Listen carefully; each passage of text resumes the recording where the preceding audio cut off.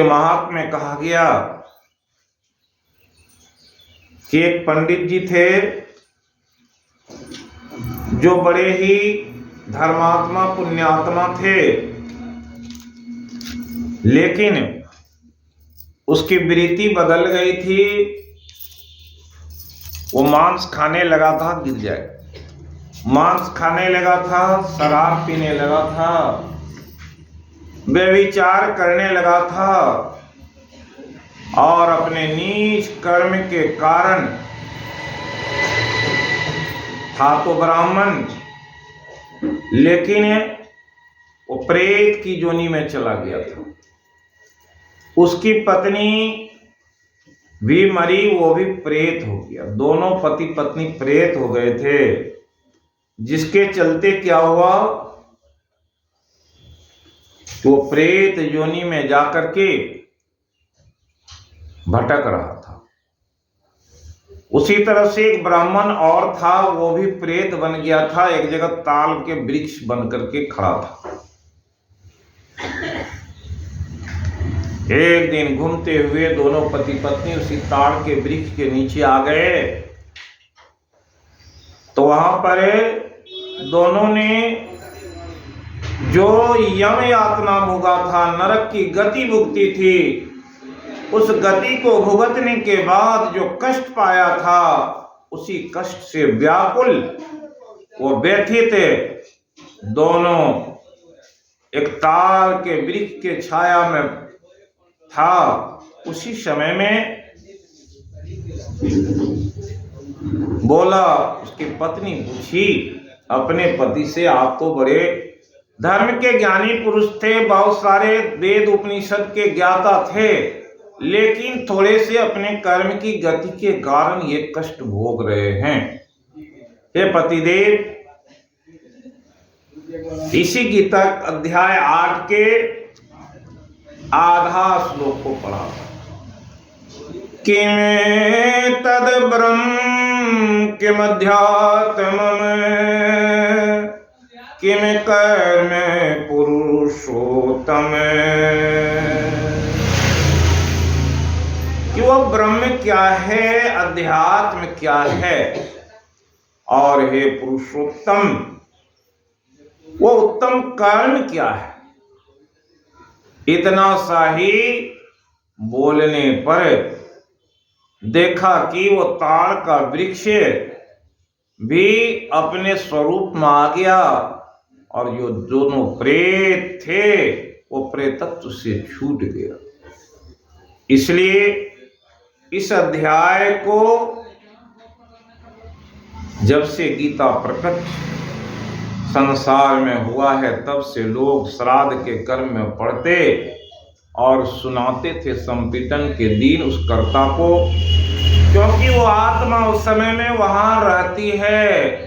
हो सकता है कि गीता को सुनने से उसका कल्याण हो जाए। दूसरा कहा, एक बड़ा धनवान विप्र था और वो यज्ञ करना चाहता था, और यज्ञ करने के क्रम में उसे एक बकरे की आवश्यकता थी। बकरा खोजा, कहीं नहीं मिला। एक जगह एक बकरी का बच्चा मिला जो दूध पीता था, वह स्तनपान कर रहा था। उसी समय में वो उस बकरे वाले से कहा, उस ब्राह्मण ने, कि मुझे ये बकरा दे दो और मैं यज्ञ में इसकी बलि दूंगा। बकरे वाले ने अपने उस बकरी के बच्चे को उसे बेच दिया और वो लेकर के चला। वो बकरी बड़ी दुखित हुई अपने पुत्र को देख करके, और उस बकरी ने उसे शाप दिया कि तुम यज्ञ कर तो रहे हो, लेकिन मेरे दुधमुहे बच्चे को लिया करके बलि दिया है, और मैं पुत्र के शोक से परेशान हूं, इसलिए तुम्हें नरक की गति भुगतनी पड़ी। शापित व्यक्ति यज्ञ तो किया, लेकिन वह नरक में चला गया।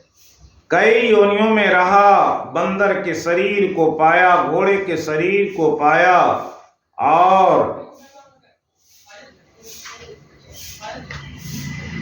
कहते हैं तरह तरह के शरीर को पाया, और फिर अंत में उसकी मुक्ति हुई। और इसलिए कहते हैं गीता के 8वें अध्याय का जो पाठ है वो सुनने से जगत में कल्याण का मार्ग बताया गया है। क्या बताया गया है, उसी बात को सुनेंगे। कल सुनाए थे, बीत गए दिन भजन बिना रे। क्योंकि संसार में आए, संसारिकता में फंस जाने पर लोगों की क्या गति होती है, और समय बीत जाता है, जीवन बीत जाता है, भजन नहीं कर पाता, जिसके कारण नरक की गति मिल जाती है। ठीक उसी तरह से उसके उद्धार के क्या उपाय हैं। श्राद्ध के अंतिम दिन ये संपिंडन होता है। ये संपिंडन की मान्यता है कि जो 10वें दिन तक 11वें दिन तक पिंड से वो शरीर तैयार हो जाता है, और अंतिम दिन जो होता है पुत्र उसकी श्राद्ध क्रिया करते, उसकी मोक्ष की कामना करते, और अपने पितरों के भी श्राद्ध किए जाते। इसलिए आज के दिन जो मृत आत्मा है वो तो रहती ही है, उनके पितर लोग भी आते। और ज्ञान देव एक बार इसी श्राद्ध की क्रिया करा रहे थे, और जब पंडितों को भोजन कराया जाता, ज्ञान देव ने कहा तुम अपने पितरों के भी पत्तल लगा दो। जब पत्तल लगाए गए तो बहुत सारे अज्ञानी पंडित जो वहां भोजन के लिए बैठे हुए थे, लोग हंसे। क्यों हंसे? अरे आज तक तो लोग पितरों को अर्पण किया है, लेकिन प्रत्यक्ष कोई भोजन नहीं करा सका। और ज्ञान देव ने कहा आज इनके पितर आएंगे। लोग अपने 5 पितर के भी नाम नहीं जानते। क्यों? भूल जाते हैं पितरों को। पितर भी जीव के सहायक होते हैं। जिनके कुल में भक्त उत्पन्न होते हैं, उनके पितर बड़े खुशी होते, नाचते हैं अगर भक्ति करते। अगर अधोगति में जाते, नीच कर्म करते, मांसाहारी हो जाते, शराबी हो जाते, तरह तरह के पाप करने वाले के पितर दुखी तो होते हैं। वो व्यक्ति इस लोक में दुख पाता और परलोक में उसके पितर भी दुख पाते हैं, और उसे बार बार आशीर्वाद क्या देंगे, वो शापित होता है, अपने पितरों से शापित जो व्यक्ति होता है संसार में भी कष्ट पाता, और शरीर छूटने के बाद भी कष्ट पाता है। इसलिए संपिंडन के श्राद्ध का बड़ा महत्व है। और ज्ञान देव उस व्यक्ति के पितरों के नाम पूछे, नहीं जानता था। कहा कि फिर भी तुम्हारे पितर पातल पर आकर के बैठे हुए हैं, और उससे तुम पूछ लो कि क्या नाम है। उनके पितरों ने प्रत्यक्ष नाम कहा था, और सभी को भोजन कराया, तो ज्ञान देव का नाम संसार में फैल गया। पंडितों ने कहा कि अगर पितरों को बुला सकते हो तो देखो सामने एक पागल भैंसा जा रहा है, उसे बुलाओ। तो ज्ञान देव उस भैंसे को कहा और बुलाया, उसके पीठ पर हाथ डाला, कहा कि वेद मंत्रों का उच्चारण करो। तो वो गायत्री मंत्र पढ़ने लगा। सारे पंडितों के मान का मर्दन कर दिए। इसलिए ज्ञान देव बहुत कम आयु में ही पूरे विश्व में विख्यात हो गए थे। ज्ञान देव 7 वर्ष की आयु में पूरे संसार में पूजित हो गए थे। एक भजन सुने, फिर उसके बाद आपको गीता के 8वें अध्याय और धर्म की बहुत सारी बात सुनाएंगे, जिससे मुक्ति कैसे होता है, ये भव संसार से पार कैसे पाया जाता है, उसी बात को सुनेंगे। हो गए भव से पार,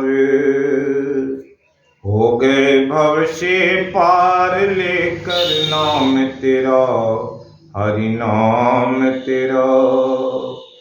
हो गए भव से पार, लेकर नाम तेरा, हरि नाम तेरा। हो गए भव से पार, लेकर नाम तेरा। वाल्मीकि अति दीन दुखी था, बुरे कर्म में सदा सुखी था। रामायण रच डाला, हो गए भव से पार, लेकर नाम तेरा। हो गए भव से पार, लेकर नाम तेरा। हो गए भव से पार, लेकर नाम तेरा। नल नील थे जात के बानर, राम नाम लिख दिया शिला पर। नल नील थे जात के बानर, नाम नाम लिख दिया शिला पर। हो गई सेना पार, लेकर नाम तेरा। हो गए भव से पार, लेकर नाम तेरा। हो गए भव से पार, लेकर नाम तेरा। मीरा गिरधर नाम पुकारी, मीरा गिरधर नाम पुकारी। विष को अमृत कर दिया मुरारी, लेकर नाम तेरा, लेकर नाम तेरा। भव से हो गए पार, लेकर नाम तेरा, लेकर नाम तेरा, लेकर नाम तेरा। हो गए भव से पार, लेकर नाम तेरा।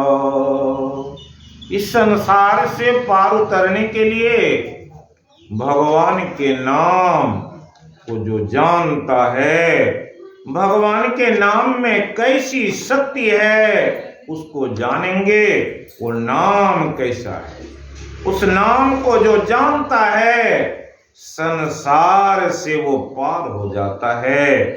और वो नाम कैसा, कोई बिरला यही विधि नाम कहे, मंत्र अमोल नाम दुई अक्षर। विन रसना रट लागी रहे, होठ न डोले जीवन बोले। सुरती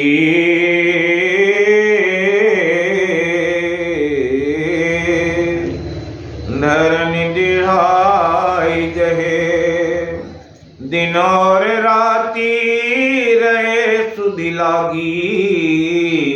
यही माला यही सुमिरन है, जन दूलन सतगुरु बतायो। ताकि नाव पार निभइए। उसी बात को 8वें अध्याय में भगवान कहने की कृपा किए। किम तद ब्रह्म, वो ब्रह्म क्या है और उस ब्रह्म का नाम क्या है, उस ब्रह्म को कैसे जानेंगे। और अंत में जिस समय में व्यक्ति के प्राण छूटने लगते, उस समय की स्थिति में वो नाम का अगर स्मरण भी हो जाए तो क्या कहते हैं, कि उसकी अधोगति नहीं होती। इसलिए कांत काले च ममेव अस्मरण मुक्त्वा कलेवरम यह प्रयाति स्वमद्भावम याति नास्त्यत्र संशयम्। अंत काल में भी कोई मेरे नाम का स्मरण कर लेता है तो भगवान कहते हैं वो व्यक्ति मेरे भाव में अपने प्राण को त्यागता है, कुछ भी संशय नहीं, वो मेरे लोक में नहीं जाता। इसलिए वो नाम क्या है? अक्षरम ब्रह्म परमम स्वभावोऽध्यात्म उच्यते। उसका नाम ओम है। इसलिए कल भी सुनाए थे, सिर्फ एक बार ओम बोल लेने से व्यक्ति पवित्र हो जाता है। इसलिए वेदों के वो मंत्र हैं, ओम पवित्रो पवित्रवः सर्वावस्थां गतोऽपि वा। ओम बोल लेने से वो अपवित्र को भी पवित्र कर देता है। सर्वावस्थां, जिस अवस्था में वो रोगी हो, वो शराबी हो, वो बीमार हो, वो मल विष्ठा पर पड़ा हुआ भी व्यक्ति अगर एक बार ओम स्मरण कर लेता है तो उसकी अधोगति नहीं होती। अपवित्र पवित्रवः सर्वावस्थां गतोऽपि वा। वो जिस अवस्था में है उस अवस्था से ऊपर उठ जाता है। और कहा यह स्मरेत पुंडरीकाक्षम, जो भगवान विष्णु का वो नाम लेता है उसे क्या मिलता है? वाया अभ्यंतर शुचि, बाहरी और आंतरिक शुद्धता आ जाती है। इसलिए ऐसे नाम को ही वो प्रेत लिया था और वो प्रेत की गति बदल गई। इसलिए गीता में कहा यम यम वापि स्मरण भावम त्यजन्ते कलेवरम तम तमेव कौन्ते सदा तद्भाव भावितो। मरने के समय, अंत समय में जैसी भावना लेकर के जो मरता है वही बन जाता। कल सुनाए थे कि अंत समय में उसे अपनी संपत्ति की याद आ रही थी तो सर्प की योनि में चला गया और अधोगति को चला गया था और पुत्र ने उसका उद्धार किया। ये पुत्र को उद्धार कब करते? और जब उसकी मति दुरुस्त रहेगी तब तो। आज देख रहे हैं कलयुग का कैसा प्रभाव है कि दाह क्रिया जो होती है वो हवन की क्रिया होती है। लोग वहां भी जाते तो शराब लेकर के जाते, शराब पी करके जाते तो उससे कैसे उसकी गति बदलेगी। लोग जाते श्मशान घाट में, पहले लोग पानी भी नहीं पीते थे। आज के दिन में लोग क्या करते हैं? तो वहां शराब पीते हैं। तो उस पुत्र की, उसके बंधु बांधवों को क्या ज्ञान रहेगा? श्मशान घाट में भी उसे ज्ञान नहीं है, ये शरीर छूटेगा तो क्या होगा। इसलिए बड़ी आवश्यकता है जानने की। इसलिए कहा किसे जानना है? कविम पुराणमानुशासितारम् अनन्याम शमनुस्मरेत सर्वस्य धातारमचिन्त रूपमादित्यवर्णं तमसः परस्तात्। जानना किसको है, उसकी स्थिति कैसी है? वह स्थिति ये है, कविम, अरे लड़का कितना मोबाइल देखेगा, कम से कम यहाँ भी तो आकर बैठ के सुन तो लो, नहीं तो ऐसे ही डायरेक्ट अब ये जन्मे के समय से कौन कब मर जाता है कोई नहीं जानता है ना। किसकी आयु कितनी है कोई नहीं जानता। जा रहा था मोटरसाइकिल से, क्या हुआ, मेहमान आया तो उसके लिए मुर्गा लाने जा रहा, और उधर से ट्रैक्टर वाला आ रहा था, यही तो क्या हुआ, ट्रैक्टर से टकराया, वहीं उसके गाड़ी के भी परखच्चे उड़ गए और वो भी समाप्त हो गया। न जाने किस देश में, किस वेश में और कब वो काल आकर के समेट लेता है कोई नहीं जानता। इसलिए कहा कि जानना किसको है, उस परमात्मा को जानना है। वो कैसे हैं, कविम पुराणम, सबकी सब बात को जानने वाले हैं और सब पर अनुशासन करने वाले हैं। अनुशासितारम, किस पर, अनु अन्याम सम अनुस्मरेत, छोटे से छोटे जीव से लेकर अनु से अनु और बड़े बड़े जीवों पर भी उनका शासन है। और जिनके शासन के अनिल कौन है, समूचा जगत सर्वस्व धातारम, सबके धाता हैं, सबको धारण किए हुए हैं। अचिंत रूपम आदित्य वर्णम, उनका वर्ण कैसा है, सूर्य के जैसे प्रकाश के जैसा है। तमसः आदित्य वर्णम तमसः परस्तात्, अंधकार उसके सामने नहीं जा सकता। इसलिए पापी मनुष्य के अंदर में अंधकार होता है, वो परमात्मा के सम्मुख जा भी नहीं सकता। तो कैसे पता चले, गरुड़ पुराण में पढ़ेंगे, 4 मार्ग से लोग आते हैं और जिस मार्ग से पापी जाता तो उसे दूसरे मार्ग भी नहीं दिखाई पड़ते, कौन जा रहा है।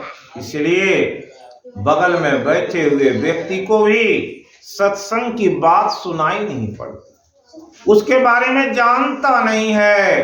अज्ञानता के कारण वो मोड़ गंगा के किनारे बैठा हुआ भी गंगा में गोता नहीं लगा पाता। क्यों नहीं लगा पाता, कि कल भी सुनाए थे, नमाम दुष्कृतिनो मूढ़ा प्रपद्यन्ते नराधमो माया पहरित ज्ञाना सुरम भावमाश्रित। जो आसुरी भाव में रहते हैं, दुष्कृति में रहने वाले, नीच कर्म करने वाले को भगवान कहते हैं कि मेरी माया शक्ति उसके ज्ञान को छीन लेती है और बगल में बैठे उस मूढ़ को, उस अज्ञानी को तरह तरह के काम में फंसा करके माया देवी उस जगह पर जाने भी नहीं देती। इसलिए कहे पर्यान काले मनसा चलेन भक्तया युक्तो योग बलेन चैव भ्रुवोर्मध्ये प्राणमावे सम्यक् स्वतं पुरुषमुपेति दिव्यम् यदक्षरं वेदविदो वदन्ति यति यतियो वीतरागा यदि छन्तो ब्रह्मचर्यं चरन्ति तत्ते पदम संग्रहेण प्रवक्षे। भगवान बोले अर्जुन से, अर्जुन अगर तुम्हें इस संसार में इस शरीर जो मिला है इससे मुक्त होना है तो अंत समय की गति ऐसी होती है, अपने शरीर में रहते हुए अपनी इंद्रियों से भी समेट कर कोई व्यक्ति उस अज्ञान चक्र में जाता है, अभ्यास करता, अभ्यास योग युक्तेन मनसा, तो कहाँ जाता है, यदक्षरम वेद विदो वदंती, वेद के जानकार जिस अक्षर को कहते हैं वो ओम है। उसका स्मरण जो करता है, उसका जप करता है, तो उसकी स्थिति क्या हो जाती है? उसके अंदर जो राग है, मत जलाओ बैठो, जो राग है वो राग समाप्त हो जाते हैं। वो प्रेम परमात्मा से करता है तो उस ब्रह्म में विचरण करने की अगर मन बन जाती है तो उसके लिए प्रयत्न करता है। वो प्रयत्न कैसा है? कल भी बताए थे, शरीर में 7 क्या है? चक्र है या स्थान है। वो 7 स्थान कैसा है बताए थे। मूलाधार चक्र है, उसके ऊपर मणि पूरक स्वाधिष्ठान और अनाहत चक्र, और उससे ऊपर जो है हृदय चक्र है, और ये कंठ चक्र विशुद्धि चक्र कहलाता है, और उसके ऊपर सुषुम्ना है जिसे आज्ञा चक्र कहते हैं, हृदय चक्र कहते हैं। उस चक्र के ऊपर सहस्रार चक्र है, उसके ऊपर वैकुंठ है। और सुनाए थे, दुर्लभो मानुषो देहिनाम क्षणभंगुरः तत्रापि दुर्लभम मन्ये वैकुंठ प्रिय दर्शनम। शरीर तो मिल गया है, लेकिन इस शरीर में रहने वाला ये प्राण जिसे आत्मा कहते हैं क्षण भंगुर है। कब ये पंछी उड़ जाएगा, कब ये शरीर से निकल जाएगा, किसी को पता नहीं। इसलिए कहा कि वो क्षण भंगुर है, और उस क्षण भंगुर आत्मा के मिलने पर भी क्या है, उससे भी दुर्लभ मन्ये। कौन सी है? वैकुंठ प्रिय दर्शनम। वो वैकुंठ के जो प्रिय परमात्मा हैं, जिसे कृष्ण कहते हैं, जिसे वासुदेव कहते हैं। शास्त्रों में आया, बहुनाम जन्म नामन्ते ज्ञानवान माम प्रपद्यन्ते वासुदेव सर्वमिति स्वमहात्मा सुदुर्लभ। बहुत जन्म में जब ज्ञान को अर्जित करते करते व्यक्ति की बुद्धि समत्व को प्राप्त कर लेती है, तो संसार में प्रत्येक जीव की आत्मा में वो परमात्मा का वास है, जिसे वासुदेव कहते हैं। सबके अंदर बसने वाले वो वासुदेव हैं, वही देवता है, वही कृष्ण है, वही परमात्मा है। वो वैकुंठ वासी का दर्शन कितने, उसी का वो रूप है। ज्योति साम तत् ज्योति तमसा प्रमुच्यते ज्ञानम ज्ञेयम ज्ञान गम्यम हृदय सर्वत्र विस्थितम। वो कैसे जाना जाता? पहले ज्ञान से जाना जाता है, फिर वो ज्ञान गम होने के लिए व्यक्ति जब ध्यान करता है, और ध्यान करने में मंत्र जपने से वो मिलते हैं। कैसे मिलते हैं उस बात को कितने लोग जानते हैं? नहीं जानने के कारण तो अधोगति होती है, लोग संसार में भटकते हैं। और ऐसे भटकने वाले की गति को कौन बता सकता? वो गति तो ऐसी है, उस गति से आगे बढ़ना कितना मुश्किल है, और उस गति से कौन छुटकारा पा सकता है। इसलिए कहते हैं,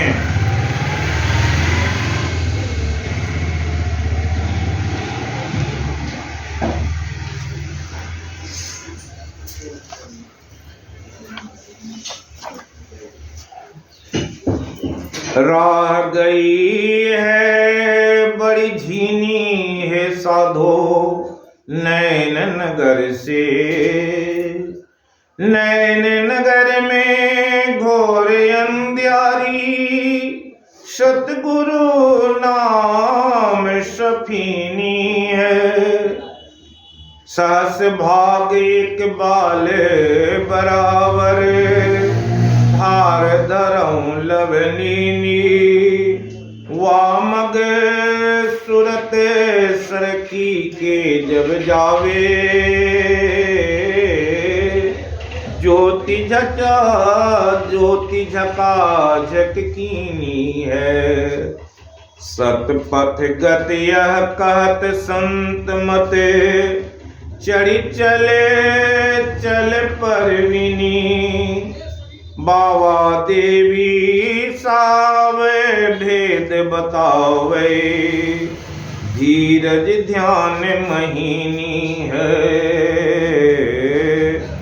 धीरज ध्यान महीनी है। वहाँ कौन जा सकता है? उस स्थिति को प्राप्त करने वाले व्यक्ति की स्थिति कैसी होती है? वह स्थिति को पाने के लिए क्या है? राम नाम के साबुन से जो मन का मैले धोएगा, निर्मल मन के दर्पण में वो राम का दर्शन पाएगा। नर शरीर अनमोल रे प्राणी, प्रभु कृपा से पाया है। नर शरीर अनमोल रे प्राणी, प्रभु कृपा से पाया है। झूठे जग प्रपंच में पढ़कर क्यों प्रभु को विसराया है। समय हाथ से निकल गया तो फिर सिर धुन धुने पछताएगा।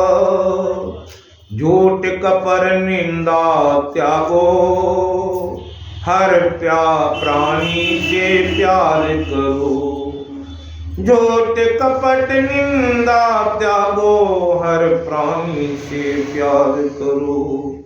घर पर आए अतिथि कोई तो यथाशक्ति सत्कार करो। क्यों पता नहीं किस रूप में आकर नारायण मिल जाएगा। निर्मल मन के दर्पण में राम का दर्शन पाएगा। साधन तेरा कच्चा है, जब तक प्रभु पर विश्वास नहीं मंजिल कर पाना है। क्या जब तक दीपक में प्रकाश नहीं, जब तक दीपक में प्रकाश नहीं।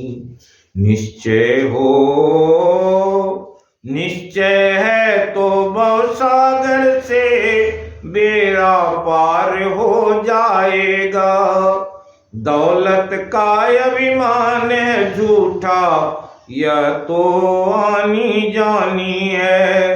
राजा रंग के अनेक हुए, कितनों की सुनी कहानी है। राम बिना प्रिय महामंत्र है, जो साथ तुम्हारे जाएगा। निर्मल मन के दर्पण में राम का दर्शन पाएगा।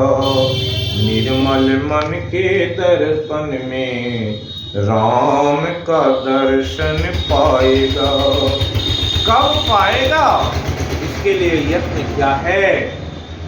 जब कोई व्यक्ति आसन से बैठता है तो ये मूलाधार है और यहां से अग्नि प्रकट होती है। वो अग्नि किसे ये अन्न खाने से भी शरीर में अग्नि प्रकट होती है। और वो अग्नि कैसा है? पूरे शरीर को शुद्ध करता है। उसके ऊपर मणिपूरक चक्र है, जहां जल तत्व का वास है, और वो जल तत्व नाम के सुमरन और ध्यान से शुद्ध होता है। कैसे जल, ये शरीर किस चीज का बना हुआ है? मिट्टी तत्व की कमी होती तो अन्न खाते हैं पूरा होता। जल तत्व कैसा है?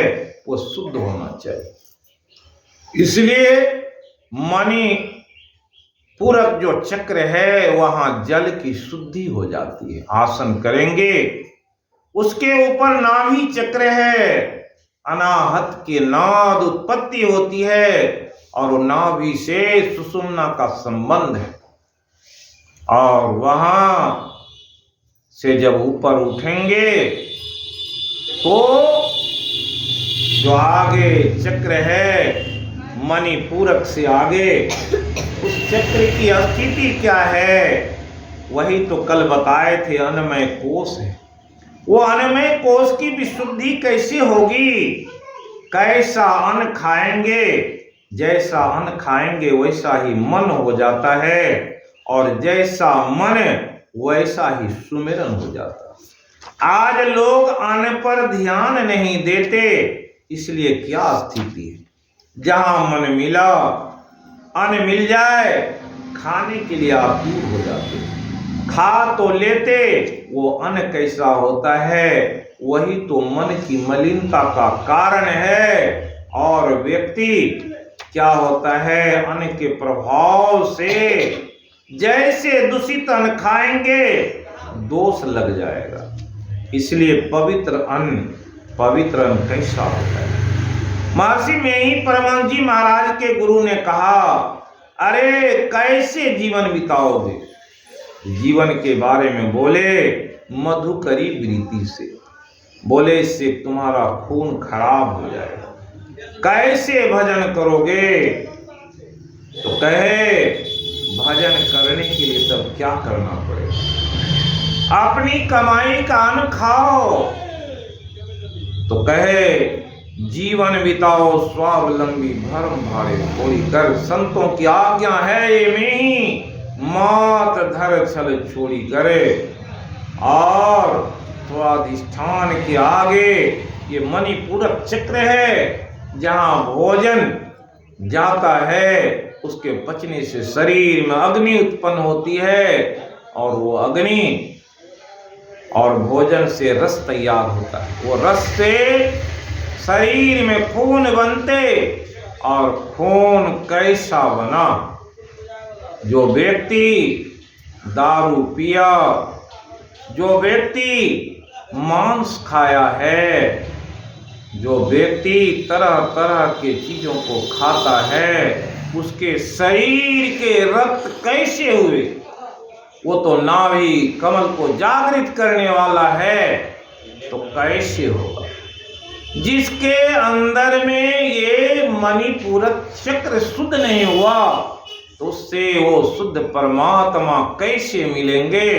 इसलिए मणिपूरक चक्र को अगर शुद्ध करना है, तो गुरु महाराज कहे खान पान को प्रथम समारो, तब रस रस सब अवगुण मारो। ये मनुष्य शरीर तो अभी अवगुण की खान बन गया है। जो अवगुण की खान में रहता हो, वो पाषाण, वो पत्थर चाहे कि हमारी पूजा हो जाए, कैसे? इसलिए पत्थर ने दूसरे पत्थर से पूछा, क्या कारण है?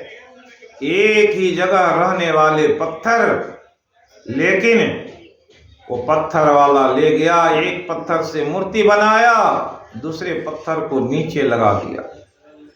उस पत्थर ने कहा, अरे भाई, मैं तो बहुत कूटा पीसा और ठोका गया, तो मुझे मूर्ति बना दिया। न तुम पिसाए, न ठोकाए, न कोई कष्ट पाए, तो तुम पर चढ़ करके लोग आते हैं और मेरी पूजा करके जाते हैं। मनुष्य तो सब समान है, एक पूजे जाते और एक नरक को जाते हैं। इसलिए मणिपूरक चक्र को शुद्ध करने के लिए शुद्ध अन्न की आवश्यकता है। शरीर में खून शुद्ध रहेगा तो बुद्धि शुद्ध होगी, और बुद्धि शुद्ध होगी तो विचार बदलेंगे, विवेक जगेगा। तो आज की स्थिति क्या है? महर्षि में ही जैसा कहे इसके विपरीत की चाल दुनिया में चल रही है। इसलिए आज के भक्त कैसे? कबीर साहब कहे कि दुर्मति दूर करो, अपना जन्म बनाओ, काग गति छाड़ी के हंस गति लाओ। कि अगर दुर्मति है तो दुर्मति को दूर करो और कौवे वाली चाल को बदल करके हंस की चाल चलो। इसलिए भक्तों के विभाजन किए थे। कैसे भक्त हैं? कहा कि कौवा भक्त हैं, बगुला भक्त और हंस। कौवा की स्थिति क्या है? भागवत को पढ़ के देख लीजिए। कौवा कहाँ रहता? जहां कूड़े कचरे जमा हो जाते हैं कौवे की ढेर लग जाती, लेकिन बगुला जाता है। आज क्या हुआ, कहीं भंडारा हो रहा है, जो सत्संगी हैं वे भी जाके टूट पड़ते हैं, जो अज्ञानी है वो भी जाकर के खा करके चल देते हैं। उस अन्न का क्या प्रभाव? वो काग गति से हंस गति पाना चाहता है, कैसे होगा? गुरु महाराज अपनी जीवनी से दिखा दिए लोगों को कि पूरा संसार घूमे, किसका अन्न खाए? अपना अन्न खाए, पूरे संसार के लोगों को ज्ञान बताए, तो आज पूरे विश्व में पूजित है। जो सबके अन्न खाए तो सबों के बीच में भी रहते हुए नरक को गए हैं। गुरु महाराज स्वयं कहे, इचेदस्कद बोधे शरीर विसर्स। तो वो क्या है? इचेदस्कद बौद्धम प्राक शरीर विसर्स। अरे मूर्खो, अगर ऐसी स्थिति तुम्हारी रही, शरीर त्वाय कल्पते, शरीर मिलेगा। कौन सा शरीर? 84 लाख योनियों में तो सारे शरीर तो परमात्मा सबके अंदर विराजमान है। उस परमात्मा ने 84 लाख घर बनाया है अपने बच्चों के लिए। जिस घर में रहना चाहते उसी घर में तो रहते हैं। जैसा वस्त्र पहनना चाहते उसके माता पिता वैसे वस्त्र बच्चे को पहनाते हैं। आप दारू गांजा भांग अफीम खाना चाहते तो आपको वैसी ही योनि तो प्राप्त कराते हैं। जो मांसाहारी जीव है मांसाहारी बन जाते। सुनाए अभी तो बकरी के बच्चे का सांप लगा नरक को गया, तो वो जीव क्या बना? उसे कौन कौन योनि में जाना पड़ा। मांस का भक्षण करते हो, आया है इसमें। वो मांसाहारी था तो क्या हुआ? एक महिला डायन थी जिसे जंगल में ले आकर के छोड़ दिया, और वो बाघ जंगल में रहता था। वो कौन था? तो कहा वो शिकारी था।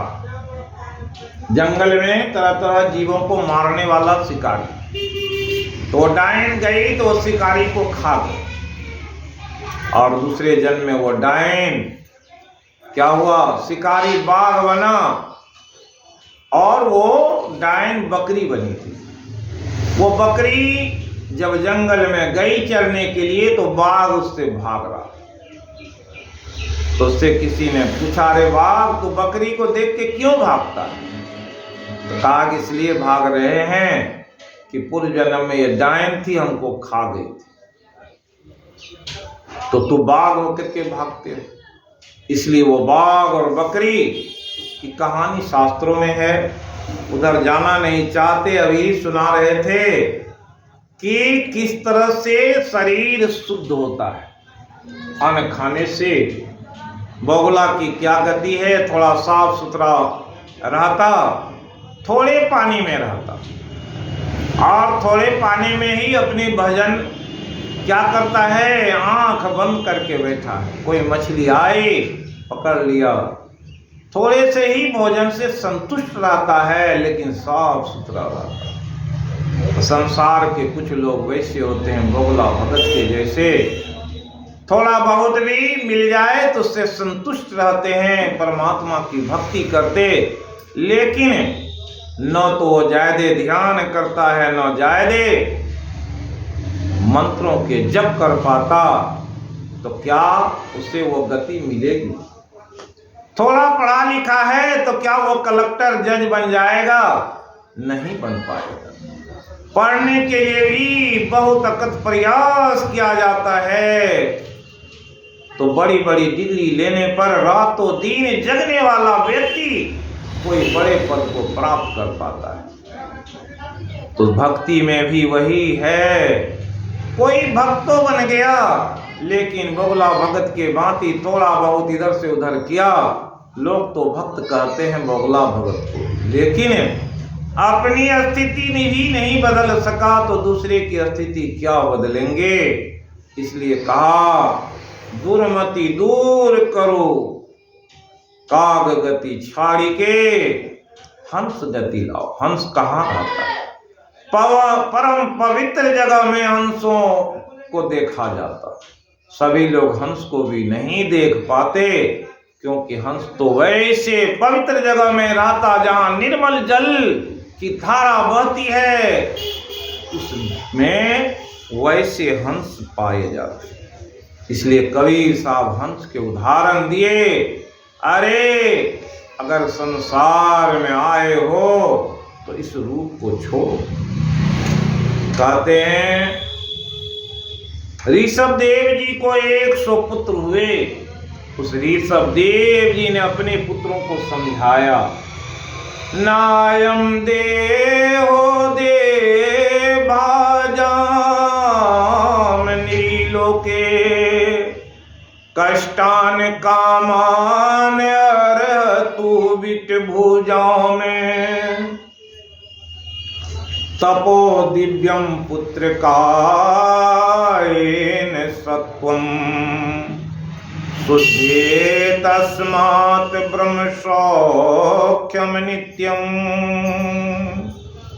ऋषभ देव जी ने अपने 100 पुत्रों को समझाया, तो उनके एक पुत्र जो भरत हुए, वो भारत का राजा बना था। उसे भी भक्ति में थोड़ी सी चूक हो गई थी। एक हरिण के बच्चे के फेरे में पड़ने से हरिण की गति मिल गई, हरिण की जोनी में जाना पड़ा। 9 पुत्र उनके राजा हुए और 81 पुत्र उनके कर्मकांडी ब्राह्मण हो। क्यों? उन्होंने ज्ञान दिया। नायम लोको देहो दे भाजाम नीलो के। इस संसार में मनुष्य लोक में आए, जन्मे हो पुत्र, तो क्या करना चाहिए? नायम देहो दे भाजाम। ये जो शरीर मिला है बारंबार मिलने वाला नहीं है।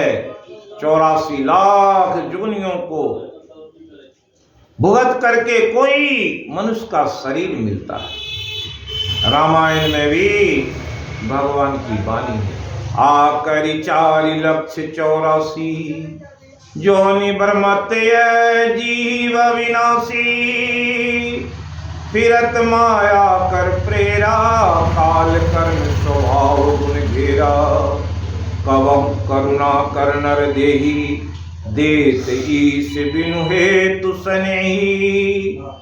कभी 84 लाख जोनियों में पड़े हुए जीव पर परमात्मा की दया हो जाती है तो उसे मनुष्य शरीर मिलता है। करुणा कर, वो करुणा करने वाले कष्ट को देख करके उस जीव को मनुष्य का शरीर देते हैं। लेकिन वो शरीर मिला पुत्रो तो तुमने क्या किया? कष्टान कामान तू बिट भुजाएं।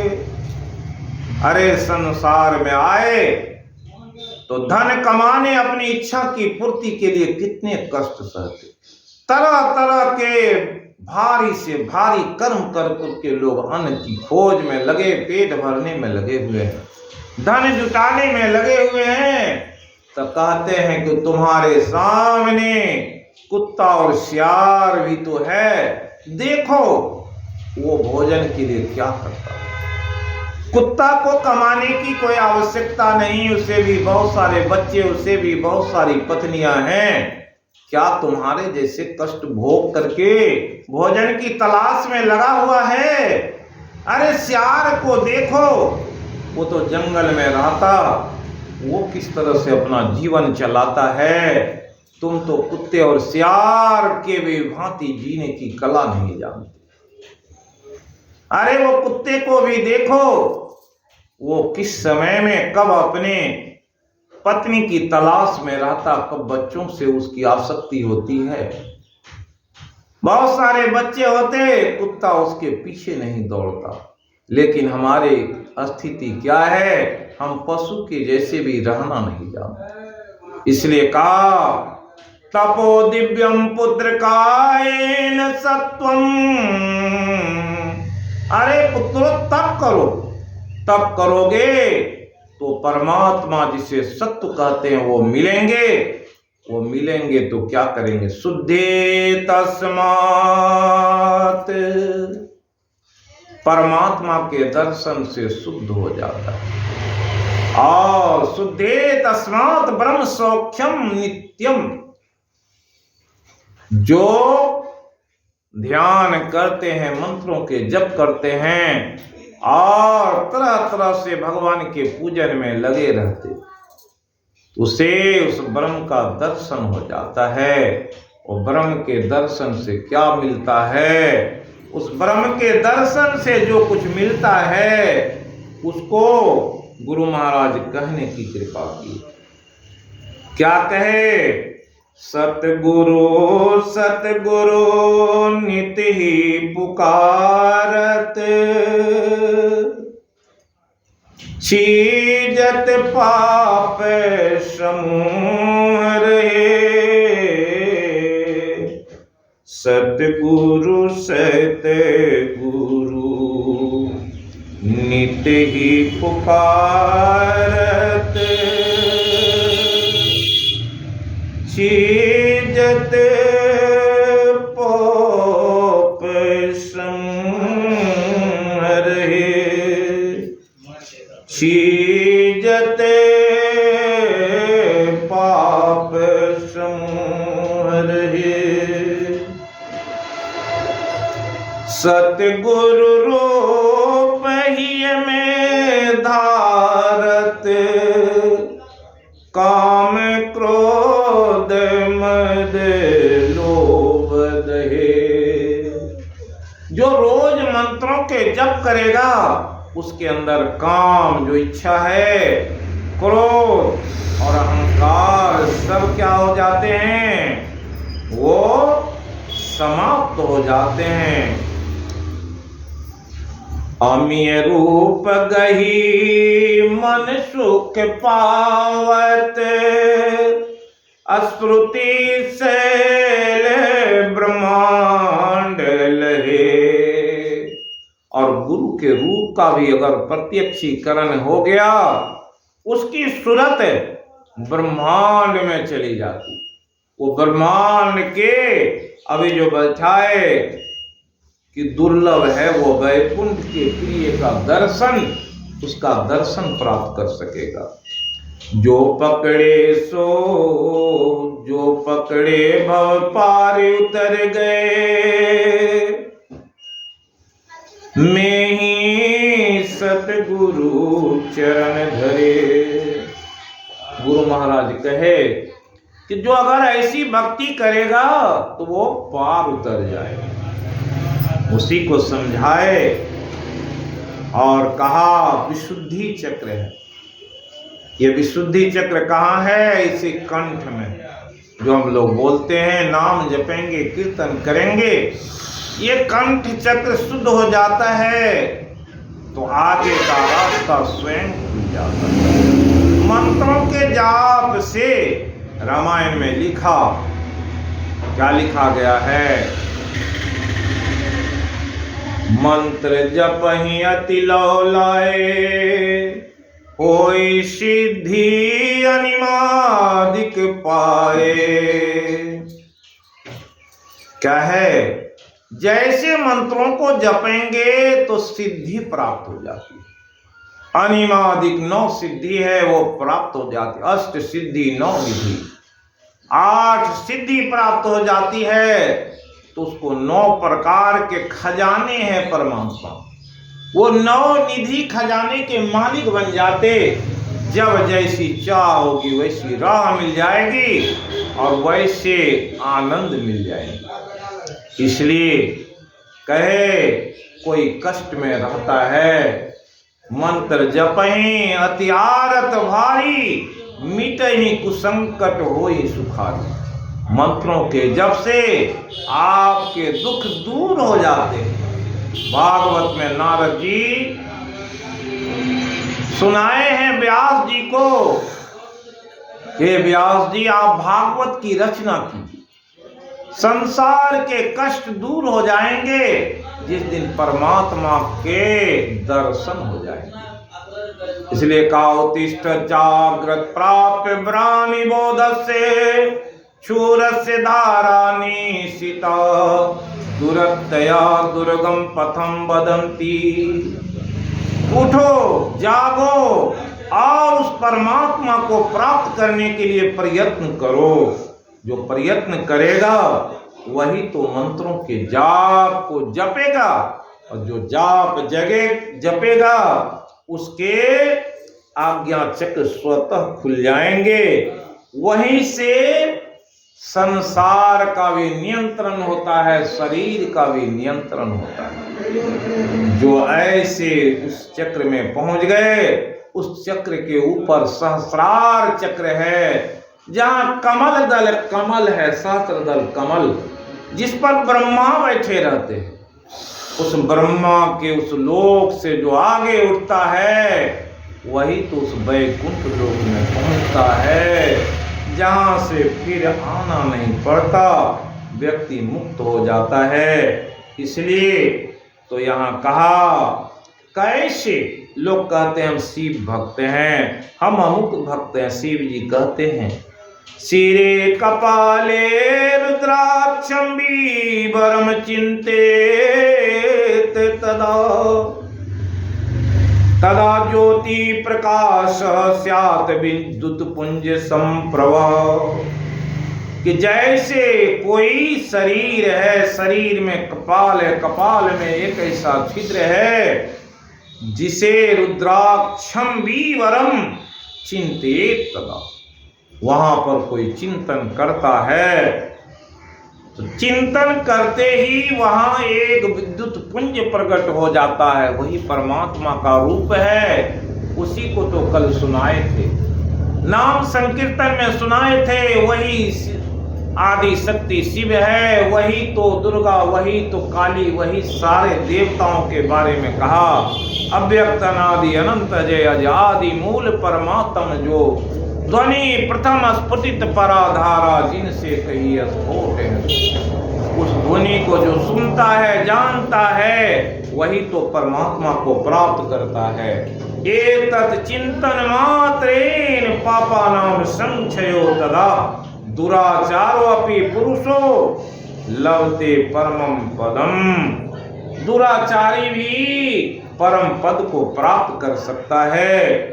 इसलिए कहा सर्वद्वाराणि शून्यं मनोहृदे निरुद्ध च, मूर्धनि आदाय आत्मनः प्राणमास्थितो योग धारणा। ये 9 दरवाजे को जो बंद करता है वही 10वें दरवाजे पर पहुंचता है। उसी 10वें दरवाजे पर तो परमात्मा से मुलाकात होती है। ये 9 दरवाजे क्या हैं? 2 आंख के, 2 कान के, 2 नाक के और जिह्वा जो मुंह है, ये 7 दरवाजे, और मलमूत्र विसर्जन करने के 2 दरवाजे, 9 दरवाजे। 9 दरवाजे पर जब संयम रहेगा, जो पहरेदारी करता है वही 10वें दरवाजे पर पहुंचता है। जीवा के रसास्वादन के लिए लोग क्या नहीं करते, क्या नहीं खाते। ये जीव जिस दिन सुधर जाए तो जीव से और जीव दोनों में थोड़ा सा अंतर है। ये जीव मनुष्य को पतन की ओर ले जाता, यही जीवा मनुष्य को देवता बना देता है। इस जीव से रसास्वादन होता है और रस प्रवाह संस्थेन, और इस रस प्रवाह कैसा रस चाहिए, वो रस कैसा है? तो कहा भक्ति का रस अति मीठा है, कोई पी के देख ले। क्योंकि भक्ति करे कोई मत वाला, कोई दिल वाला। कौन करेगा भक्ति? कोई मत वाला होता है, वो पागल होता है, वो भक्ति करता है, या कोई दिल वाला होता है। इसलिए 9 रस है, 9 रस से जो ऊपर रस है उसका नाम भक्ति रस है। उस भक्ति रस में भी भगवान के बाल रूप का जो दर्शन करता है, उसका स्मरण करता है, बच्चे से भी अपने प्रेम भगवान के जैसे करेंगे, उसी रूप में भगवान मिल जाएंगे। इसलिए उस रस के पान के लिए क्या करना पड़ता? काओमिति एकाक्षरम ब्रह्म व्याहरण मामनुस्मरण। जो ओम को जानता है, इसलिए शास्त्रों में आया त्रिविधा, 3 बार क्या करना चाहिए? उस ओम का स्मरण होता है। कोई भी क्रिया करते, यज्ञ दान तपः क्रिया, जो कुछ भी करते हैं वहां इस मंत्र का जाप होता है। ओम तत्सदिति निर्देशो ब्राह्मणस्य त्रिविधा स्मृतः ब्रह्मणास्ते वेदाश्च यज्ञाश्च विहिता पुरा। उस ओम अक्षर को जो जानता है, किसी भी कार्य को करने के पहले 3 बार ओम का स्मरण करना चाहिए। चाहे यज्ञ करें, तप करें, दान करें, तस्मात् ओम इति उदाहृत यज्ञ दान तपः क्रिया प्रवर्तन्ते विधानोक्तः सततम ब्रह्मादिनाम।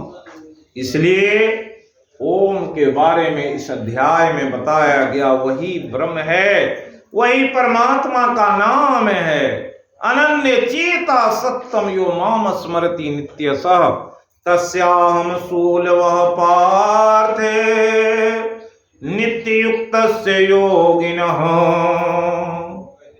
जो योगी नित्य उस नाम से युक्त हो जाता है और परमात्मा का स्मरण करता है, अनन्य चेता, अपनी चेतना को, अपने सूरत को, अपने ख्याल को परमात्मा में जो बराबर लगाए रहता है, उसके लिए क्या कहते हैं? तस्याहं शूलवः। उसके लिए ये मार्ग बड़ा ही सुलभ है, बड़ा ही सुखदायक है, बड़ा ही फलदायक है। लेकिन जो इसे नहीं जानता, उसकी क्या गति होती है? उसकी गति के बारे में भगवान कहते हैं, आ ब्रह्मपो भुवनात् लोका पुनरावर्तिनो अर्जुन मामुपेत तु कौन्ते पुनर्जन्म न विद्यते।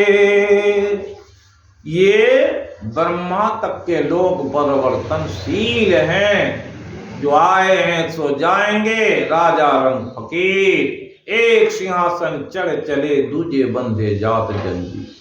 संसार में तो जो आए हैं सभी की गति अलग अलग मिलने वाली। एक घर में रहने वाले व्यक्ति भी एक साथ स्वर्ग नहीं जाएंगे। क्यों नहीं जाएंगे? एक साथ रहने वाले लोगों के भी कर्म कैसे होते हैं? अभी कितने लोग हैं सबको मालूम है, लेकिन सब अपने अपने कार्य में व्यस्त हैं। वो अपने से व्यस्त नहीं है, उसे किसने बाना? तो कहते हैं भूत ग्रामम स्वयं भूत्वा भूत्वा परिणीयते रात्र्यागमे अवसपार्थे प्रभवते हरागमे। क्या है? ये भूत ग्राम है। ये 84 लाख जोनियों का जो देख रहे हैं, कल भी सुनाए थे कि 20 लाख अस्थावर जानो, 9 लाख सब जलचर मानो, 11 लाख कृमि कवि गाए, 10 लाख पक्षी गण बतलाए, 30 लाख पशु जानहु भाई, 4 लाख बानर समुदायी। जब यह 84 कट जावे, तब मनुष्य का शरीर कोई पावे। ये 84 लाख जोनियों में जो भर में हैं, वो सब के संस्कार आपके अंदर हैं। स्वभाव जैन कौन्ते निबद्ध स्वेन कर्मणो, न कर्तुम इच्छसि अन्मोहात् करिष्ये अवसुअपिसो। जो जैसे स्वभाव वाला है वो अपने कामों में लगा हुआ है, उसे भगवान ने वैसे काम से बांध दिए हैं, उससे कैसे छुटकारा पा सकता? कोई मजदूर ईंट के मकान में लगा हुआ है, कोई मजदूर लकड़ी के दुकान में लगा हुआ है, कोई मिठाई बना रहा है, कोई मजदूर ही बैंक में तो नोट गिन रहा है। सबको अलग अलग काम दिए, कोई नोट गिनने में लगा, कोई मिठाई बना रहा है, तो कोई लकड़ी काट रहा है, कोई पत्थर चूर रहा है, तो कोई पत्थर लगा रहा है। ये क्या है? तो हर जगह मालिक बैठा हुआ है। वो पत्थर चूरने वाला सोचेगा कि हम मिठाई बनावे, तो नहीं हो सकता। इसी तरह से कर्म की विविधता के कारण अपने कर्मों की गति के अनुसार लोग गति पाते हैं। वो मरकर इस संसार से तो जाते हैं, जिस घर से गए उस घर में लौट के नहीं आते हैं। अगर तो सुने होंगे गरुड़ पुराण में कि जब यमदूत लेकर के जाता है, उस रास्ते में वो चिल्लाता है, मेरे बेटे आए, मेरी बेटी आई, मेरा फलाना मुख्य संबंधी आया है, एक बार उससे मिल तो लें। कैसे मिले? शरीर से निकल गए, शरीर में आ नहीं सकते, जिस घर में थे उस घर में आ नहीं सकते। अगर आते हैं तो क्या बनते? जैसी जिसकी लिप्सा लगी रहती, जिसके जैसे स्वभाव रहते, उसी अनुसार से तो वो जीव बनकर उस परिवार में आता। कोई कुत्ता बिल्ली छुछुंदर सांप बन करके आएंगे, गाछ वृक्ष बन जाएंगे, कैसे जानेगा आप किस योनि में, किस परिवार में, कहाँ हैं? इसलिए कहा गीता माया आश्चर्यवत् पश्यति आश्चर्यवत् वदति तथैव चोन्य आश्चर्यवत् शृणोति श्रुत्वापि चैनम वेद न चैव कश्चित्। अपने बगल में बैठा हुआ कुत्ता को भी लोग नहीं पहचान पाता कि हमारे परिवार के ही एक सदस्य जो अधोगति में चले गए, कुत्ता बन के मेरे सामने बैठा हुआ। लेकिन क्या उसे भोजन दे पाता? क्यों नहीं देते? कि जानते नहीं। वही सर्प घर में घुस आता है तो उसकी क्या गति करते? ब्रह्म पुराण में कथा दी गई एक सेठ जी की। वो सेठ जी से नारद भगवान जाकर के कहते थे भक्ति करो, लेकिन भक्ति नहीं करता। तभी बेटे की शादी, तो फिर जब बेटे की शादी हुई तो पोते की अभी देखना है, पोते की विवाह करना है। तो इसी बीच में शरीर छूटा और वो हमेशा तिरुजोरू के नजदीक बैठा हुआ चाबी लेकर रहता। समय आया तो क्या हुआ? मरा तो उसी की चिंतन में वो सांप बन गया था, उसी तिजोरी के नीचे रहता। जब वो फन काढ़ा तो उसके बच्चे देखे तो उसे क्या किया, डंडे लेकर के मार करके थपूच करके बाहर फेंक दिए। तो नारद जी बोले, अब बोलो क्या हाल है? अरे जब धन सेठ था तो उस समय मैं भक्ति नहीं किया, समझाया, तो आज उसी पुत्रों के द्वारा तो तुम लाठी से मारे गए और अभी तुम्हारे शरीर की क्या दशा है। ये गति को जो जानता है वही समत्व की भावना रखता, सभी जीव बराबर है और सभी जीव में वो परमात्मा का वास है। और जो इस बात को जानता है कि वो परमात्मा कैसे है और उस परमात्मा को जो जानेगा वो क्या किसी जीव की हिंसा करेगा? नहीं करेगा। लेकिन जो नहीं जानता है तो वो व्यक्ति क्या कर सकता? इसलिए बड़ी आवश्यकता है जानने की। जो जानते हैं वो उस बात को मान लेंगे और फिर ऐसे कर्म से परहेज करेंगे। भगवान की लीला को कौन जानता? और ऐसी लीला को सुनने से भक्ति में रुचि आती है। सत्संग में जाएंगे, सत्संग की बात को सुनेंगे तो तब समझ में आएगा कि राम नहीं मुख राम गाओगे, आगे दुख बड़ा पाओगे। राम बिन कौन तारेगा,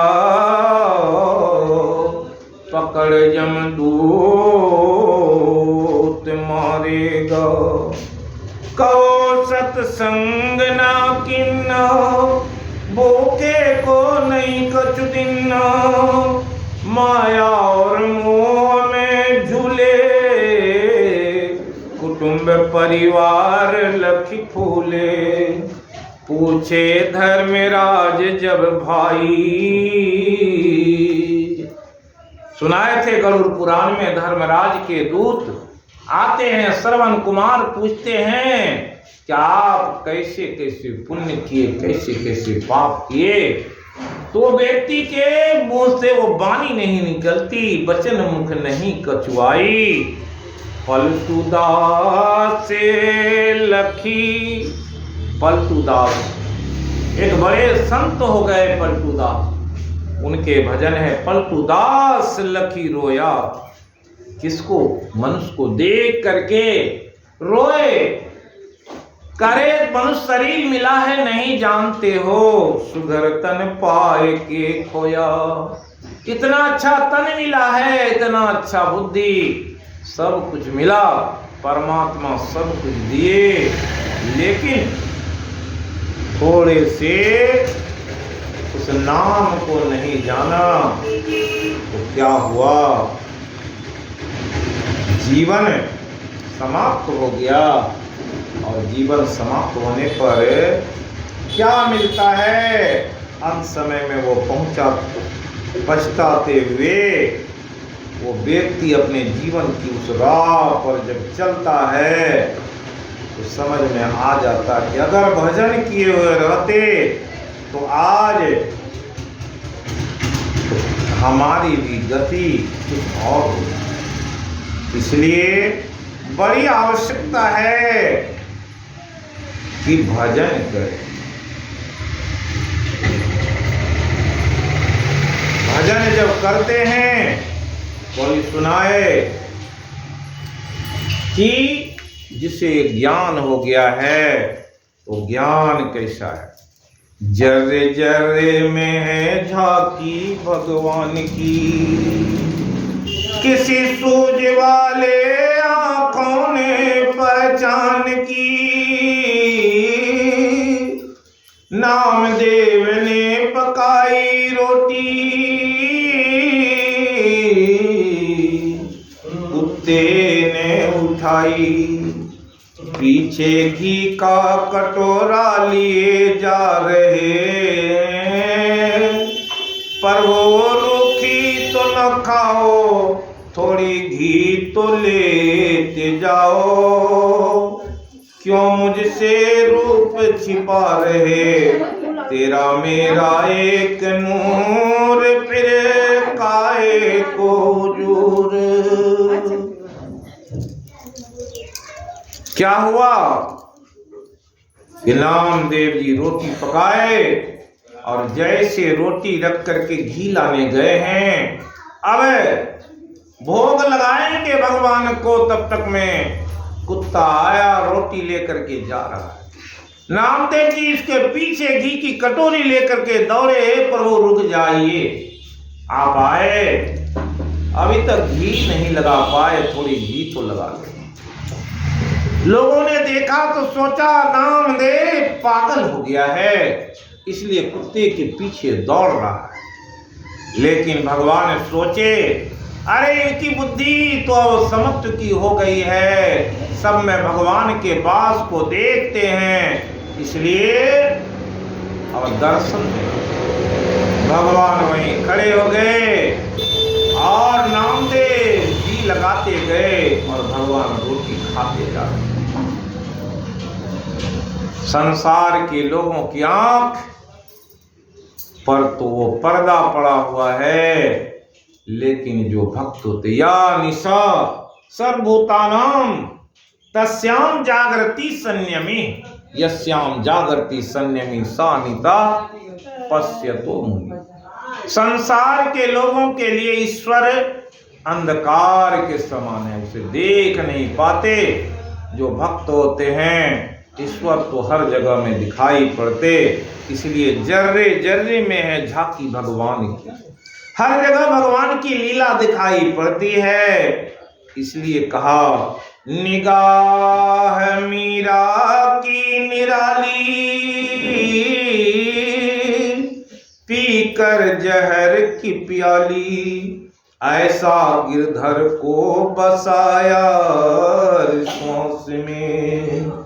आया जब काला नागे बोली धन्य मेरे भाग, प्रभु आए कर ले सांप के लिबास में। प्रभु आए तो कहते हैं सांप का पिटारा दिया था तब कहे आप आए। अरे प्रभु आप आए हैं सांप के लिबास में, आओ आओ बलिहार काले कृष्ण मुरारी, बड़ी करुणा है करुणा निधान की। इसी तरह सूरदास की निगाह जिनकी खास थी, ऐसा नैनों में नशा था हरि नाम का, हर जगह में समाया सारे जग में दिखाया। ऐसी ज्योति थी आंखों में हरि नाम की, गुरु नानक कबीर नहीं जिनकी नजीर, पत्ते पत्ते में था देखा निरंकार को, नजदीक और दूर वही हाजिर हुजूर। ऐसा प्यार था जिन्हें क्या है, जिसे परमात्मा से प्रेम हो जाता है वो उसकी निगाह में रहते। इसलिए तो भगवान के अन्या चिंतयन्तु माम ये जना पर्युपासते, तेषां नित्याभियुक्तानां योगक्षेमं वहाम्यहम्। इसलिए यहाँ समझाए कि ये जो संसार है 84 लाख योनियों का जो संसार है वो जीव के ग्राम है, उसके मालिक कौन है, परमात्मा है। और जैसे कर्म करेंगे उसी घर में जाने को एक पिता को 5 कमरे, पांचों कमरे में जिस कमरे में पिता की आज्ञा होगी वो पुत्र रहेगा। इसलिए जिस शरीर में रहता है उसी शरीर में वो मस्त रहता। कोई सुअर बना हुआ है तो वो क्या कुत्ता बनना चाहता, कोई मनुष्य है तो क्या उससे कोई जीव की गति देंगे तो लेंगे, नहीं लेंगे। जो जहाँ है वहीं मस्त है। इसलिए कहा पुरुषो सपर पार्थ भक्त्या लभ्यस्त्वनन्य यास्यन्तस्थानि भूतानि येन सर्वम इदम जगत। जो जहाँ है वहीं मस्त है। यत्र काले स्वानावृतिम यावृतिम चैव योगिनः प्रयाता यान्ति तम कालम रक्षामि भर्तर्षभ। उस काल के बारे में भगवान कहने की कृपा की। अरे कोई जीव जाता है वो लौट करके संसार में आता है, ये तो बना हुआ रास्ता है। क्या रास्ता बना हुआ है कि जीव के आने की किसे सूचना हो, कब जन्म हुआ, उस कौन मुहूर्त में जन्म हुआ किसे मालूम है, किस मुहूर्त में मरेंगे उसकी भी किसी को मालूम नहीं। उसके अलावे 16 संस्कार हैं, उसके लिए लोग दिन देखते, मुहूर्त देखते हैं, कब करें कब नहीं करें। जन्मने और मरने का कौन सा मुहूर्त है, वो मुहूर्त तो परमात्मा को मालूम है।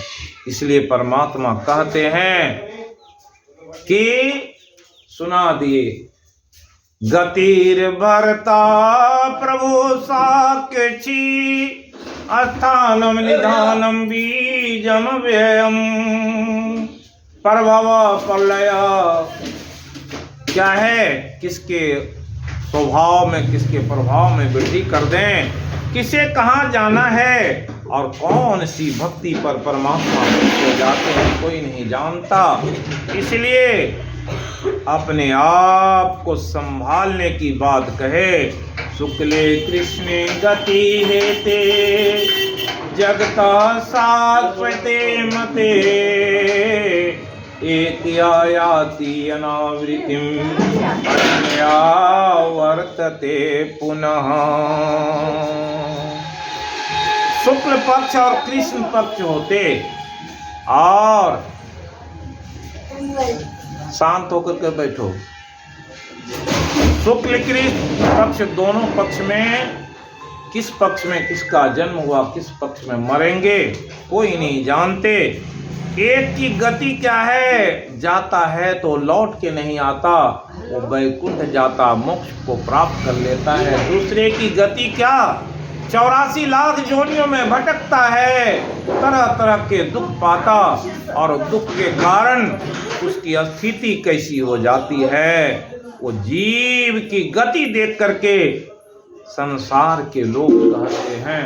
इसलिए गरुड़ पुराण में लिखा कि जो नरक से आए हुए जीव है उसकी कैसी मति गति होती है। जो भक्त आते, अगर वो नीचे की जोनी में भी पड़ा रहता है तो लोग समझ जाता है ये भक्त है। इसलिए नेति श्रुति पार्थ जानन्य योगी मोति कश्चन तस्मात् सर्वेषु कालेषु योगयुक्तो भवार्जुन। इसलिए भगवान सबों से कहा, हे अर्जुन, अगर तुम कल्याण चाहते हो तो हमेशा भक्ति में लगे रहो। भक्त की कभी दुर्गति नहीं होती, उससे सदगति मिलती है।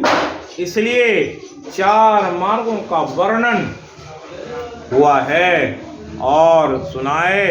ये 4 मार्ग इसी शरीर में है। आप किस मार्ग से चलेंगे और उस मार्ग के बारे में किसे पता, और उस मार्ग को जो जानता है वही संसार में नित्य नियमित होकर के भक्ति करता और ऐसे रास्ते पर चलने के लिए आतुर रहता है। और ऐसी आतुरता वाले की गति ऐसी होती है, और उस गति को प्राप्त करने के लिए हमेशा क्या करना पड़ता, भक्ति करना पड़ता। और जो भक्ति नहीं करते उसकी गति कैसी होती है, उस गति को सुनाए गरुड़ पुराण में। इसलिए गरुड़ पुराण पढ़ने से वो पापियों के मार्ग का निरूपण किया है और लोगों को सुनाया जाता है। और धर्म का जो मार्ग है वो कैसा है, किस मार्ग से कौन चलेंगे इसलिए तो कहा कि पापियों के लिए कौन आते, यमदूत आते हैं, और जो पुण्यात्मा होते हैं, धर्मात्मा होते हैं, यज्ञ करता होते हैं, उनके लिए तो क्या है, न यमदूत आते न देवदूत आते हैं, वो स्वयं जाते। इसलिए कबीर साहब कहे, जो आए हैं सो जाएंगे। राजा रंक फकीर एक सिंहासन चढ़ चले, दूजे बंदे जात जंजीर। इसलिए धर्मराज के नगर का वर्णन किया गया, और बड़े विशाल नगर का वर्णन है, और उस नगर में कौन है और किस तरह से वहाँ की गति होती है। उत्तर दक्षिण पूर्व पश्चिम 4 मार्ग हैं, और दक्षिण के मार्ग कहा अग्निर्ज्योतिरा शुक्ल सन्मासा उत्तरायणम तत्र प्रयाता गच्छन्ति ब्रह्म ब्रह्मविदो जना। जो भक्ति करके उत्तरायण के मार्ग में चले गए, सुषुम्ना में जो प्रवेश कर गए हैं, जो मंत्रों के जाप किए हैं, ध्यान किए हैं, वो उत्तरायण का मार्ग है। उस मार्ग से जो जाता है, यमराज भी उसके लिए खड़े हो जाते, यमराज खड़े हो जाते। और जो श्रवण कुमार हैं, वो तो पहले से ही ऐसे भक्तों के आने के लिए गुणगान करते हैं, और उसे वेद ध्वनि वहाँ पड़ी जाती, वो सुनाई पड़ता है। ये शुक्ल मार्ग है। इस मार्ग से, उत्तर मार्ग से योगी जन जाते हैं, स्वयं जाते हैं। उसे न देवदूत ले जाता, न यमदूत ले जाता है। और पूरब के मार्ग में कौन जाते, और कहते हैं यज्ञ करता, जिसके पास पुण्य है और यज्ञ किए हैं, वैसे लोग पूरब के मार्ग से जाते हैं, उसके लिए देवदूत ले जाते हैं। और पश्चिम मार्ग से आत्मपरायण, तीनों गुणों से ऊपर उठे हुए ऐसे भक्त जाते हैं। और दक्षिण मार्ग धूम मार्ग कहा, अंधकार का मार्ग है। इसलिए कहा कि उस मार्ग का वर्णन किया गया।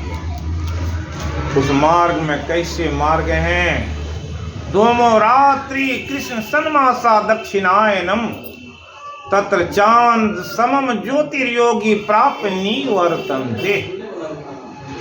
वो मार्ग जिसमें अंधकार है, उसमें धूम मार्ग कहा गया। धुएं से आच्छादित रास्ता दिखाई नहीं पड़ता। वो नरकगामी पुरुष नरक की यातना भोगने के बाद तब यमराज के पास में जाते, तो सुना दिए गरुड़ पुराण में कैसी गति उसकी होती है, कैसे कष्ट झेलते हैं। और ऐसे बताए थे कि नरक, जिसमें 7 नरक बड़े घनघोर हैं, 28 नरक को भोग करके वो व्यक्ति पहुंचता है। वो नरकगामी पुरुष कष्ट पा करके फिर विभिन्न योनियों में भटकता है। उसी मार्ग को धूम मार्ग कहा गया। पापी लोग उससे जाते हैं। उसका वर्णन गरुड़ पुराण में किया गया। लोग गरुड़ पुराण सुनते हैं, इसलिए कहा कितनी अच्छी बात कही गई। जीवन मरण के मध्य है, जीवन मरण के मध्य है, जीवन कर्म प्रधान, उज्ज्वल उसका जीवन है, जिसका कर्म मोहने, उज्ज्वल उसका जीवन है, जिसका कर्म मोहने, जिसका कर्म मोहने। पिता कर्म कर्म महान करेंगे तो महान गति को पाएंगे। इसलिए बड़ी आवश्यकता है कि अपने आप को संभालें, फिर उस परमात्मा के नाम लेंगे तो फिर संसार, यह लोक और परलोक दोनों सुधर जाएगा। इसलिए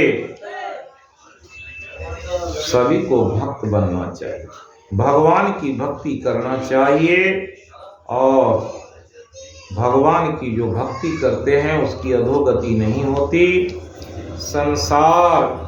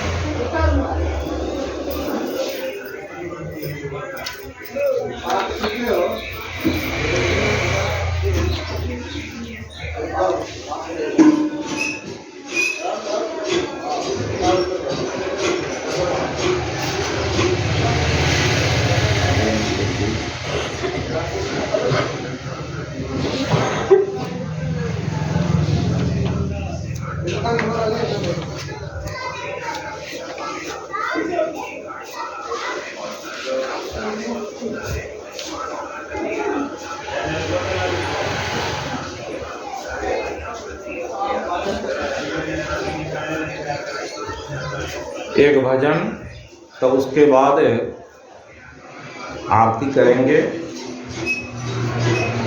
जीवन खत्म हुआ तो जीने का ढंग आया,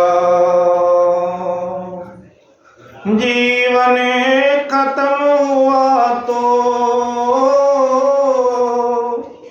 जीने का ढंग आया, जब बुझ गई समा तो महफिल में रंग आया, जीवन खत्म हुआ तो जीने का ढंग आया, गाड़ी निकल गई तो घर से चला मुसाफिर, गाड़ी निकल गई तो घर से चला मुसाफिर, मायूस हाथ मलता वापस वही रंग आया, मन की मशीनरी ने जब काम करना सीखा, तब बूढ़े तन के हर एक पुर्जे में जंग आया, मन की मशीनरी ने जब काम करना सीखा, तब बूढ़े तन के हर एक पुर्जे में जंग आया, फुर्सत के वक्त में ना सुमिरन का वक्त निकाला, फुर्सत के वक्त में ना सुमिरन का वक्त निकाला, उस वक्त मांगा जब वक्त तंग आया। जब तक जीवन रहता है लोगों को काम से फुर्सत नहीं, अपने घर मकान अपने परिवार से फुर्सत नहीं, लेकिन जब समय निकल जाता है अंत समय में पछताता है, और थोड़े समय जी जाते तो कुछ भक्ति कर पाते, लेकिन उस वक्त मांगा जब कब समय मांगते हैं, जब समय समाप्त हो जाता है। आयु ने, हर व्यक्ति की आयु निश्चित है, इसलिए आयु ने जब हथियार फेंक डाले, यमराज फौज लेकर करने को जंग आया। यमराज फौज लेकर करने को जंग आया। यमराज तो यजामिल के पास भी आए थे, लेकिन क्या जंग कर पाया। एक कथा सुनाते हैं कि एक व्यक्ति को पुत्र नहीं हो रहा था और पुत्र की कामना से वो राजा था, बड़ी व्याकुल था। पति पत्नी दोनों भक्ति में लगे और भगवान शिव को प्रसन्न किए। तो भगवान शिव बोले कि तुम्हें पुत्र की आवश्यकता है, पुत्र दूंगा 25 वर्ष के लिए। पुत्र का जो तुम्हें लाभ मिलना चाहिए वो मिले। 25 वर्ष की आयु वाला पुत्र का जन्म हो। राजा रानी बड़े खुश हुए, बड़े उमंग से उसके जन्म दिवस मनाए। और राजा को तो मालूम था ये 25 वर्ष ही रहने वाला है। रानी इस बात से अवगत नहीं थी। समय आया, 15 वर्ष की आयु में अपने पुत्र की शादी कर दी। जो उनकी पुतोह आई, बड़ी धर्मात्मा बनी, गुणकारी थी।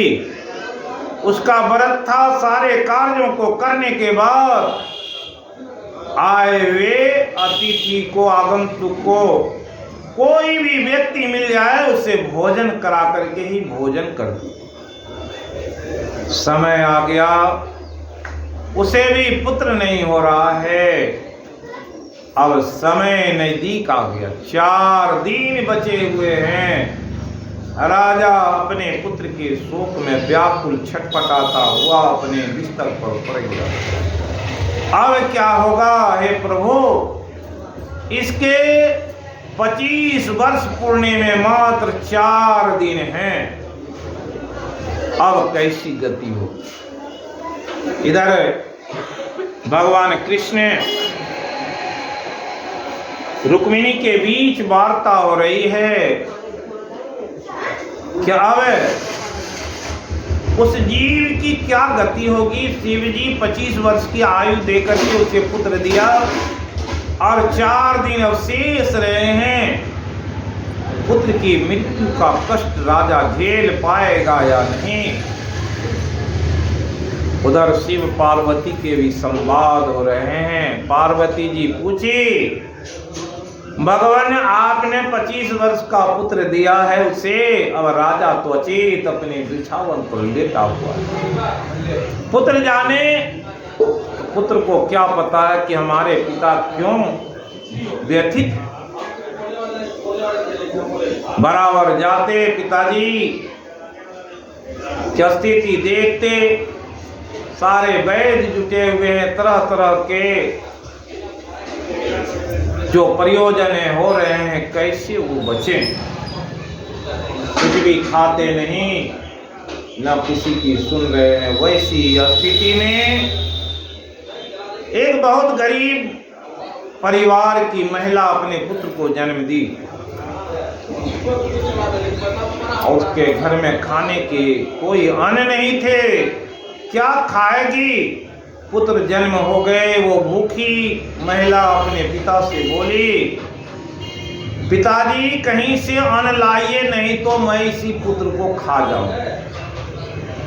उसके पिताजी गए, कहीं भी कोई अन्न नहीं दिया, कुछ खाने के लिए कोई सामग्री नहीं मिली। लौट कर आए, बोले पिताजी कल अगर अन्न नहीं ला करके दिए तो मैं पुत्र को खा जाऊं, भूखे अब नहीं रहा। उस दिन वो व्यक्ति उसी राज दरबार में पहुंच गया। जाकर के भोजन की बारे में आवाज लगाए, तो रानी उस समय में अपने पति राजकुमार के लिए भोजन बना करके तैयार की थी। अब भोजन परोस करके उनके लिए रखा गया था, लेकिन राजकुमार अपने पिता की भेंट में गए और उनके पास में बैठे हुए हैं। कब आए, कितनी देर में आएंगे, उसे भोजन कराएंगे। उसी समय में वो पहुंच गए और बोले उस महारानी से, मेरी पुत्री 3 दिनों से भूखी है और ऐसी व्याकुल है कि अगर उसे अन्न नहीं दिया गया तो अपने पुत्र को ही खा जाए। महारानी बोली, अभी मैं भोजन देता हूँ। और वो भोजन जो राजकुमार के लिए राजसी भोजन था, वो भोजन सारा उससे पुरुष को दे दिया। वो भोजन लेकर के बड़ी तीव्र गति से अपने बेटी के पास में दिया और जब भोजन की, वो तो राजसी भोजन है। आज तक कभी सपने में भी वैसे भोजन को नहीं सुना। भोजन को जैसे ही ग्रास ली, बड़े मन प्रसन्न हुए। पिताजी ये भोजन कहां से लाए? बोला कि उस महारानी के पास से लाए हैं। वो भूखी प्यासी महिला ने उसे आशीर्वाद दिया, उस महारानी के पति अमर हो जाएं और वो पुत्रवती हो जाए। हे प्रभु, हे परमात्मा, उस महारानी के पति को अमर कर दो। उसकी पुकार भगवान सुनते हैं। शिव जी भी वहां आ गए और इधर यमराज के दूत आए हुए हैं और वो दूत 2 सर्प लेकर के आया है। उसके पलंग पर वो बैठा हुआ है। युवराज आएगा तो उसे डसेगा, यमदूत उसके प्राण लेंगे। लेकिन उसी समय में वैसी घटना घटी, उसके आशीर्वाद मिले। वो दोनों सांप उस आशीर्वाद से मूर्छित हो जाता है और राजकुमार आया, अपने पलंग पर बैठा। महारानी भोजन लेकर के आती है तो उसी समय में भगवान भी आ गए। समय हो गया है। यमदूत हार करके यमराज के पास गया, बोला कि मैंने जो 2 सर्प वहां बिठाए, वो दोनों सर्प उस व्यक्ति को काट नहीं पाया, इसलिए उससे विष पान नहीं कराया, तो हम उसके प्राण कैसे लेते? लौट आए। यमराज बोला, कैसा जीव है, चलो स्वयं जाते। स्वयं आए तो वहां शिव जी भी उस समय में आए हुए हैं।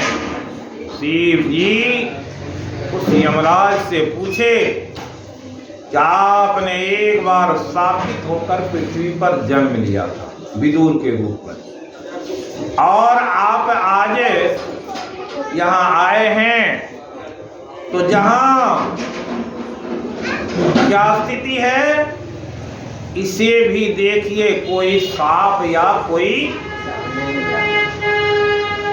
वरदान है? तो देखा वरदान क्या है कि एक भूखी महिला, उसे भी आशीर्वाद दिया है अमर होने का। शिव जी से बोले, एक भूखी महिला इस रानी के भोजन से तृप्त होकर के उसे उसके पति के अमर होने का आशीर्वाद दिया है, इसलिए एक आशीर्वाद इसके जीवन में है। तो शिव जी बोले, तब उस आशीर्वाद का फल क्या होगा? बोले, अब इसकी आयु 100 वर्ष की मैं प्रदान करता हूं। और धर्मराज भी वहां से लौट गए। क्यों लौटे? अन्न के दान का फल मिला और उससे जिसे शिव जी भी नहीं बढ़ा सकते थे आयु, उस आयु को एक ऐसी महिला जो भक्त के बस में भगवान होते हैं, और उनकी बात को भगवान काट नहीं सके।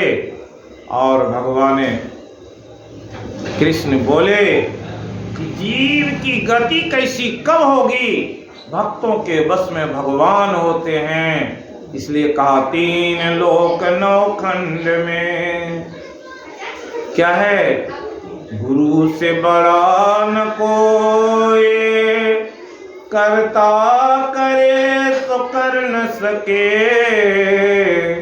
गुरु करे सोए। श्री सद्गुरु महाराज की जय।